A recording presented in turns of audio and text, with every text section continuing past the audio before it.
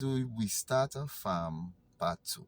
Now, in the previous episode, you would have remembered that we spoke about getting the knowledge base of your farm, right? Setting up everything in the sense of, yes, you have this piece of land, you want to go in there and start as soon as possible with the first best enterprise that is suitable for you in terms of your resources, in terms of human resource, your time, and other human resource, financial resource, material resources, which are your inputs, your seeds, your fertilizers, your livestock, in terms of all these things, right? So your resources and your objectives, which is to produce amongst many to be able to generate a revenue, exchange a good for financial gain.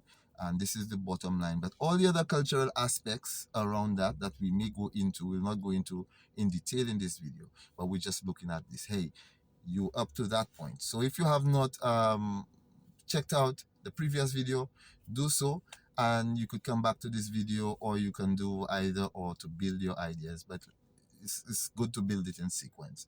All right, so after you do all that, you determine, hey, where are your flat areas, where are your sloping areas, where are the areas that you may want to incorporate some soil conservation and drainage measures, where are the areas you want to put your buildings. So you put a little building, and this building can be a centralized building where you store your tools and your equipment, and you maybe have a little area that you could rest in there, or you could accommodate workers. All right, so you build that slowly, but what you want to do is eventually actually have sanitary facilities as well, toilet, bathroom, and all that. So you build gradually whilst you build in your crop. So you start with a crop, but what you want to do is build a farm. So most people, when they say they have a farm, they have a crop. A lot of people that I know.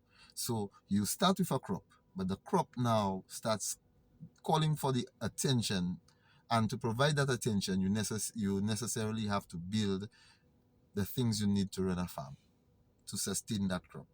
Okay, so this here will put you in a position to be able to sustain other crop enterprises or other livestock enterprises, and that's how expansion goes in the farm. So you're starting with this here, you already have your idea of your land, your climate, you have your land tenure situation organized, right? So you start with your work plan. Here you're gonna go into here land clearing, land preparation, right? Irrigation, sustainable soil management, weed, pest and disease control, cultural practices, and harvesting and post-harvest handling. So that is how it will go. So the infrastructure that we are building with this farm that we are starting will call for all of this here.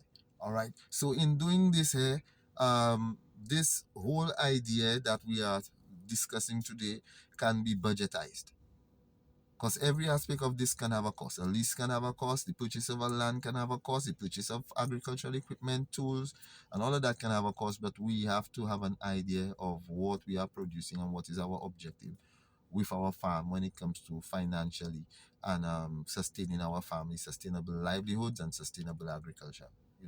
So yeah, so we have all this here. Now we want to know about the water source, the quality, the quantity of your water, if you're able to pump, if you're going to do rainwater harvesting, how are you going to water or meet the hydric requirements of your crop. So we look at all these things. We have all these tests done whilst we're doing our stuff, but we're doing our tests in terms of soil sampling, soil testing, water testing, right?